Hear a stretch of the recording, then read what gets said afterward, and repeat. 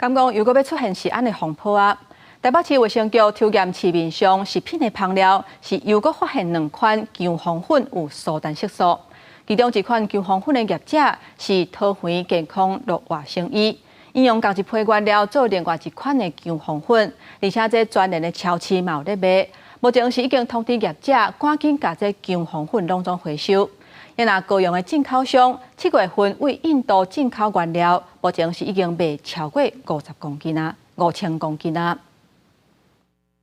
台北市府卫生局对在月初进行市面上调味料抽验专案，又验出2款有苏丹红产品，包含这款由富山食品行所卖纯印度姜黄粉，药普斯生机股份有限公司所卖验选印度姜黄粉。卫生局已经要求业者随回收登记袂使卖。分别检出苏丹色素1号及苏丹色素1号、4号阳性不符规定，已立即前往稽查，要求业者下架回收，不得贩售。民众如有购买，请立即停止食用。台北市府讲，产品原料源头是毋是甲制成公司有关系，也等待进一步了解。也若查违规的纯印度姜黄粉来源业者是位伫桃园的健康乐活生医，经过桃园市卫生局校长稽查，业者有共批原料制作真多生机姜黄粉未到全联，已经要求第17必须全数来回收。